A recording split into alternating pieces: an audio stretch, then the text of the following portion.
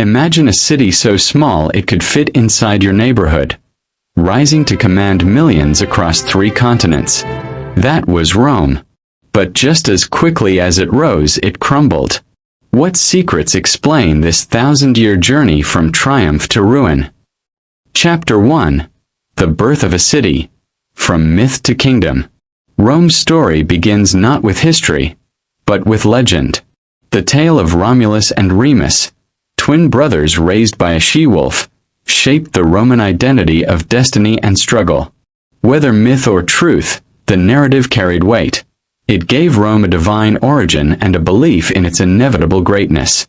By the 8th century BCE, small settlements along the Tiber River merged, forming a unified community. Rome was not yet the empire it would become, but it had the raw ingredients. Fertile land, a strategic location near trade routes, and resilient people. Governed first by kings, Rome absorbed influences from the Etruscans to the north and Greeks to the south. From them, Romans inherited architectural skill, military organization, and religious traditions. But Rome's kingship ended violently when Tarquin the Proud, the last monarch, was overthrown around 509 BCE. Out of rebellion was born a new system, the Republic. This transformation from monarchy to republic set the stage for Rome's expansion. A city born from myth was now a state driven by ambition, law, and conquest. Yet ambition alone could not build an empire.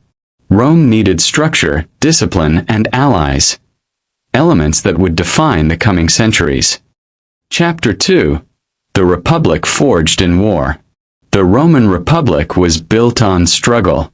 Early on, Rome clashed with neighboring tribes, the Latins, Etruscans, and Samnites, testing its resilience. Through these wars, Rome perfected its military, adopting flexible formations and discipline that made its legions feared across Italy. The Republic was more than a military machine. It was a political experiment. Power rested with elected magistrates, guided by the Senate, and balanced by assemblies of citizens.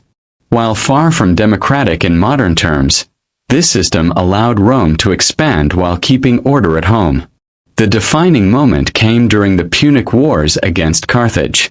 Hannibal's crossing of the Alps nearly crushed Rome, but the Republic endured, adapting and striking back until Carthage was destroyed in 146 BCE. Victory came at a cost. Rome now ruled vast territories, from Spain to Greece, but internal strains emerged. Wealth poured in, enriching elites while the common soldier struggled. Ambitious generals rose, loyal not to the Republic but to their armies. The Republic that had united Rome now began to crack. Chapter 3. Augustus and the Birth of Empire.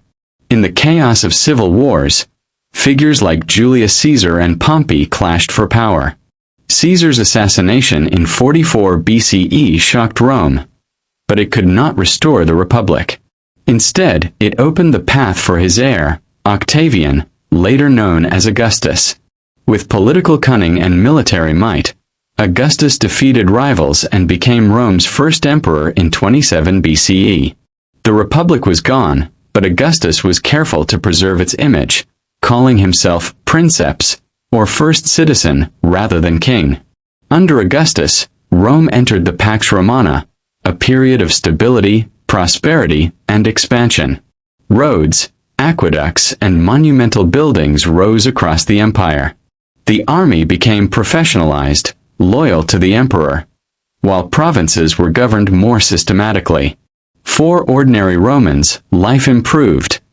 Trade flourished, cities expanded, and the empire's borders reached from Britain to Egypt. Yet beneath this golden age was a fragile balance, an empire dependent on the strength and wisdom of its rulers. Chapter 4. Glory and Crisis of the High Empire. The centuries following Augustus saw both brilliance and turmoil. Emperors like Trajan expanded Rome to its greatest territorial reach, while Hadrian consolidated and fortified the empire, symbolized by Hadrian's Wall in Britain. Rome became the center of the known world, a hub of trade, culture, and law. Yet not all rulers were wise. Nero's extravagance, Caligula's cruelty, and Commodus' vanity showed how one man's flaws could endanger millions. Despite this, Rome's system endured through resilience and military might. By the 3rd century CE, however, the cracks widened. Endless succession struggles, economic strain, and barbarian incursions stretched Rome thin. The empire still projected grandeur, but its foundations wavered.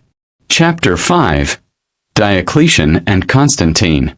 Reform and Transformation.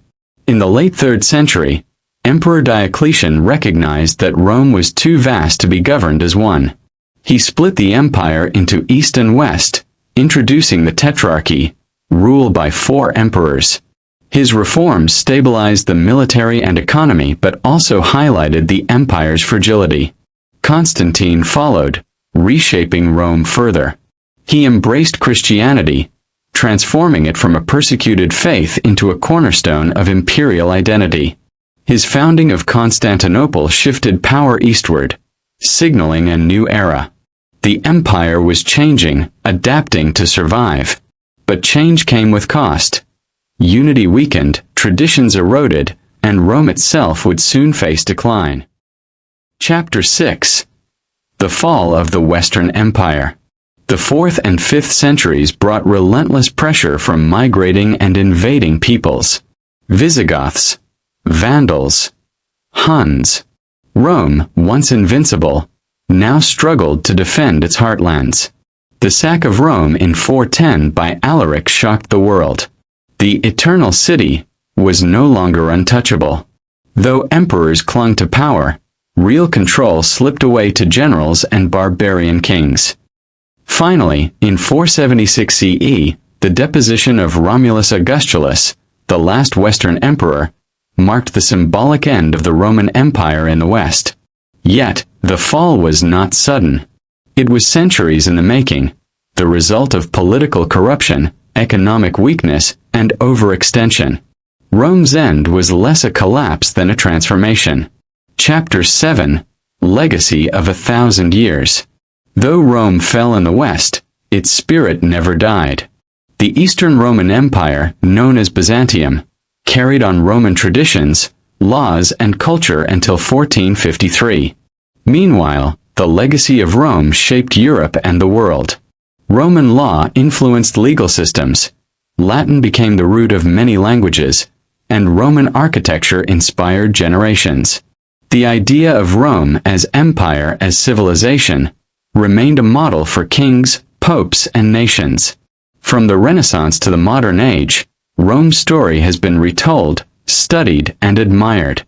Rome's rise and fall was not just a historical arc. It was a mirror of human ambition, resilience, and fragility. For over 1,000 years, Rome dominated, adapted, and endured. Its journey remains one of the greatest stories ever told, a reminder that all empires, no matter how mighty, are built by human hands and undone by human flaws.